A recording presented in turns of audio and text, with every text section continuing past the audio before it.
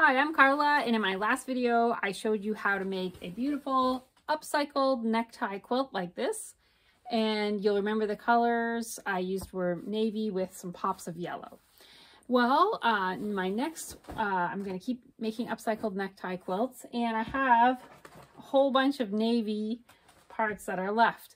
And you'll remember in that video I showed how to take apart the ties and get them all prepared.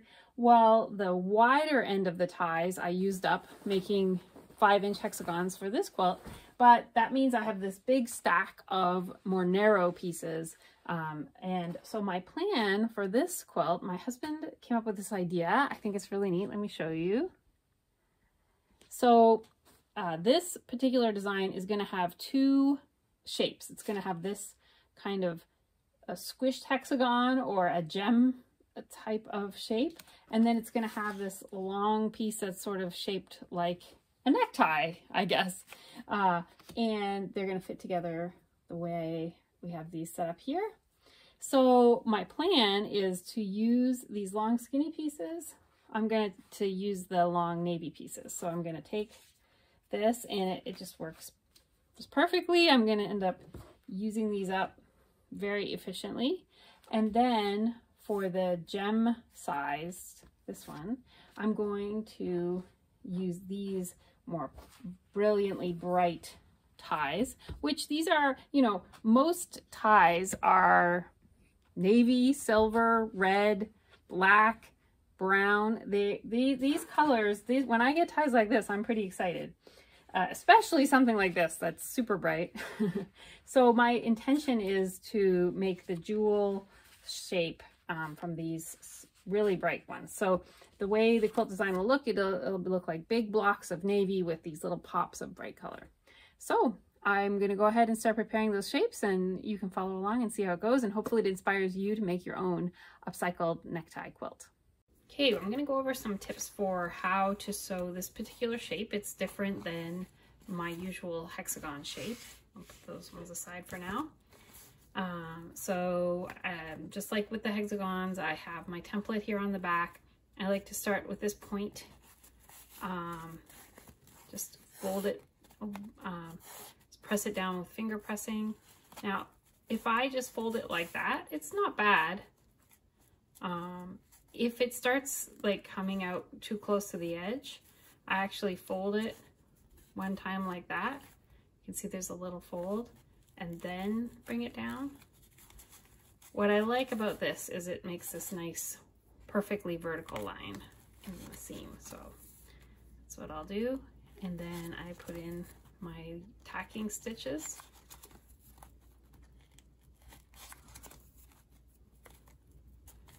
So that's a nice point.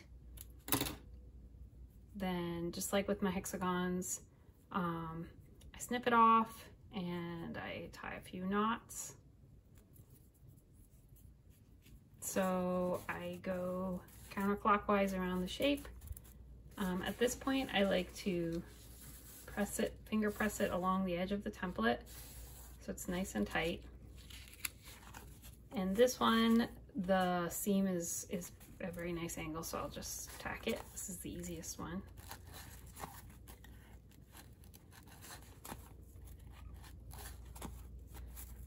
Some little stitches there. Ooh, I'm getting close to the end. I'm gonna pause and put some new thread. So this side is finger pressed down, as I said. Now, if I just fold it like that, then it's okay, but it's a little bit close to the edge. So I like to actually put a little fold in it like that. So then when I bring it down, it's on a nice diagonal. And I'll tack it in place.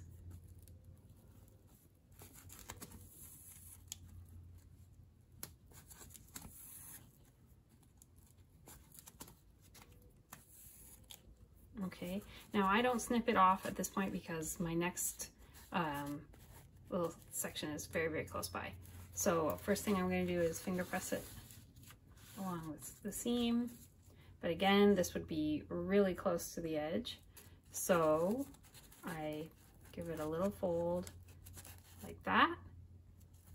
then bring it in. And you can see I'm really close to where I am currently. So I just give it a little stitch, come up, make sure it's nice and tight. If I want to tighten it a bit more, I might take my scissors and just give it a little push so it hugs that template nice and tight, and then tack it.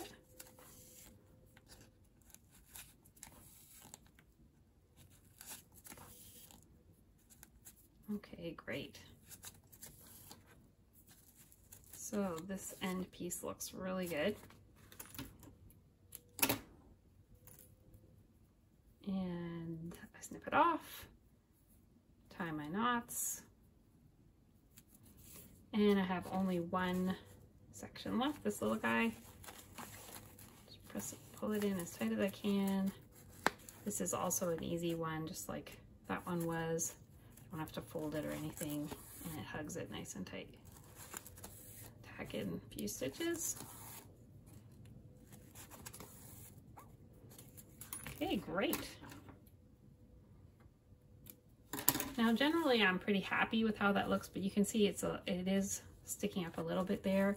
When I go to iron this, I'm gonna iron that nice, make sure it's nice and tight to the template so that when I take the paper out, it retains this shape exactly.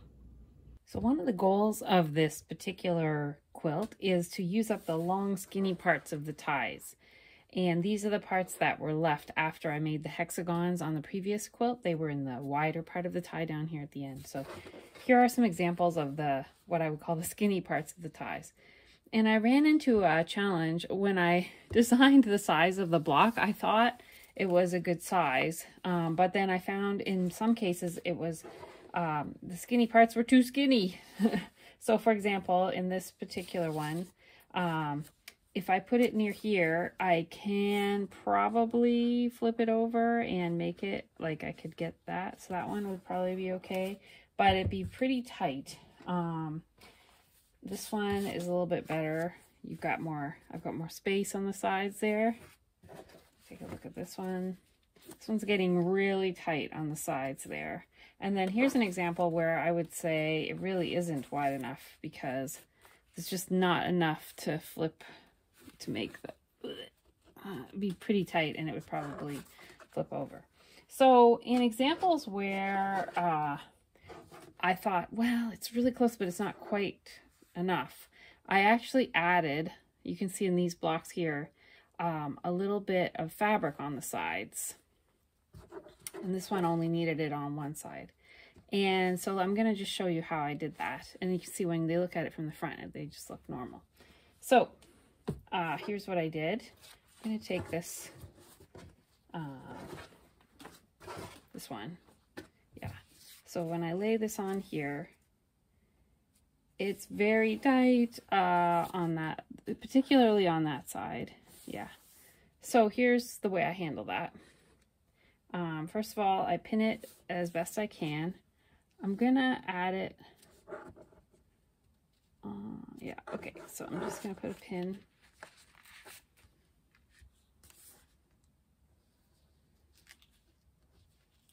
Okay, and I'm gonna grab my scissors,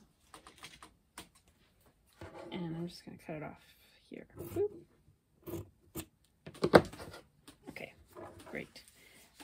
This is going to be my scrap fabric. So I put it right side up, and the place that I need it to be a little bit wider is right along this edge. So I just take my scrap fabric and lay it right where I need that little bit more width, and I run it through my machine, just a couple of inches. So. And I probably won't even do like a full 1/4 inch seam, do 1/8 of an inch seam. Ooh.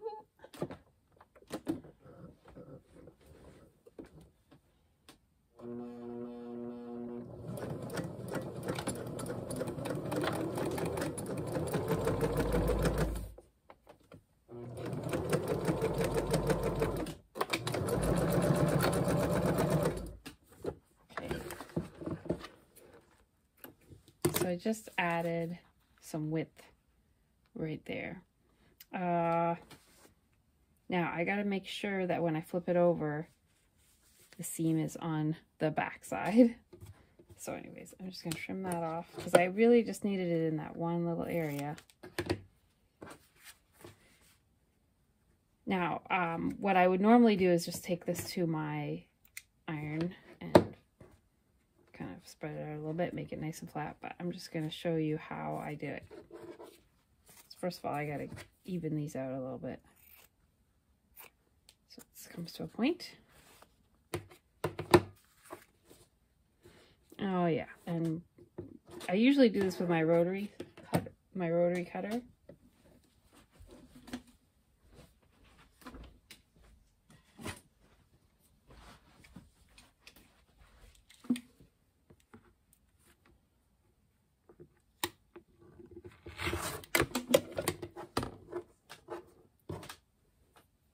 Okay, cool.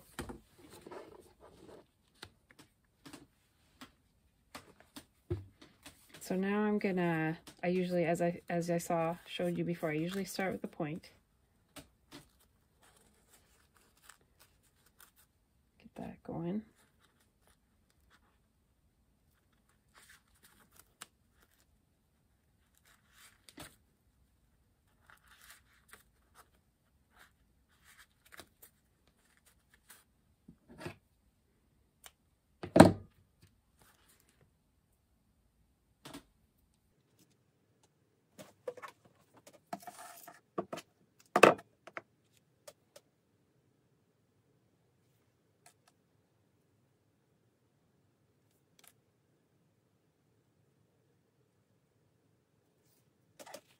Okay, so at this point, in order to get this edge, I'm gonna fold it over, and I'm gonna fold it again. This is just like normal, but you can see the good fabric that will be visible is what we want, but this gives me more of a seam allowance so that I can sew it down nice and solidly. Look very tight, very tight.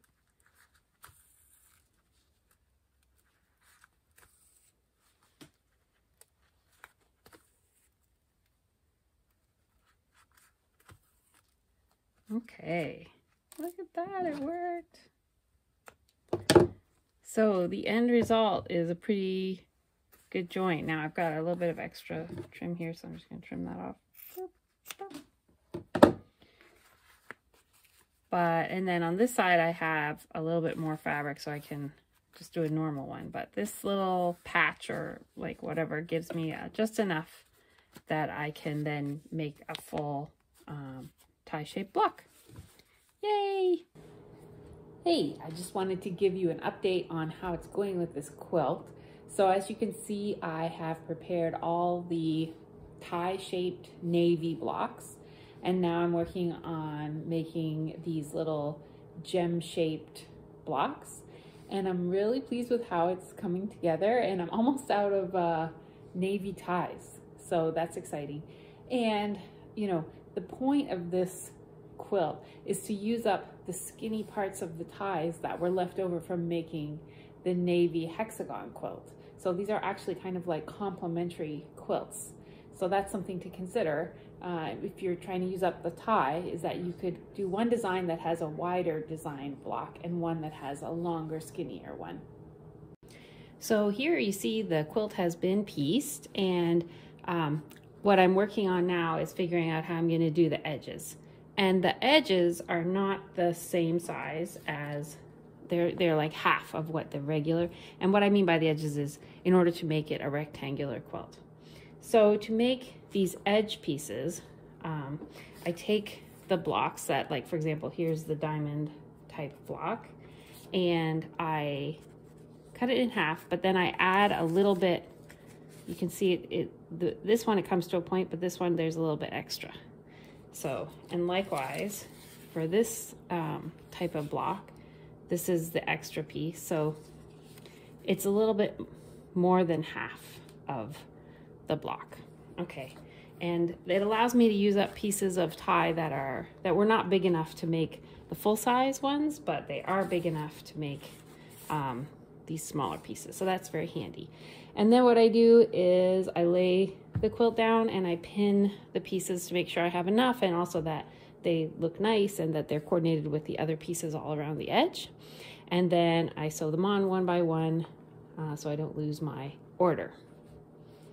So you can see the quilt is now pieced, and I give it a little press, although it isn't completely flat, but I'm happy with how it is. And I have added the pieces along both this edge and this edge so that I could make it a rectangular quilt. And now I just need to even it up, which along this side just means trimming off this little point on each of these gem-shaped pieces. And then on this piece, just giving it a little trim so it's nice and even. So I'll go ahead and do that now.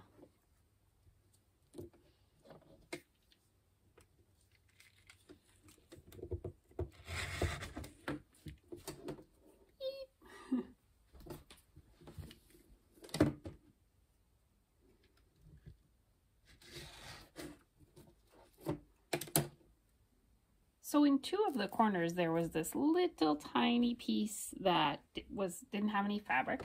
So I took some of the little triangles that I cut off from the edge there, and I'm just going to sew this like that and then trim it like that and do the same on the other side so that that little corner piece is filled in. I'll show you how it looks in the end. Okay, so I added that little bit that I had snipped off to fill out this corner. And now I'm going to trim it up so it makes a square. So first I'm gonna do it along the top.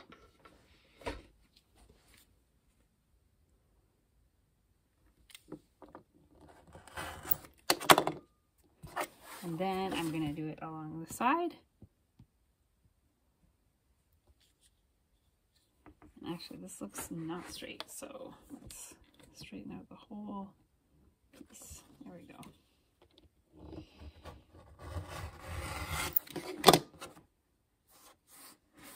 So now we can see that little corner is filled in. Okay, so the necktie quilt is now completed, and you can see since the last video where I showed you how I fixed the corners, I went in and I hand quilted. You can see the way I hand quilted is I just went straight down the center of the long tie pieces, and I did not quilt on the gem shapes. I figured they already kind of pop out because of their bright colors, and so just let them keep doing that without quilting them down. And then I also did a binding where I used more long skinny tie pieces, and for the back I just used some quilt fabric that I had. It's not even one big piece. Again, what I like to do is just use up scraps. So this is actually a whole bunch of scraps put together of this particular fabric. Yeah, so I'm very pleased with this quilt. It's nice and rectangular as I had hoped, and I love this design that my husband came up with. And I hope it inspires you to make your own quilts from upcycled neckties. Also, be sure to hit like and subscribe if you would like to see my next videos where I upcycle other materials.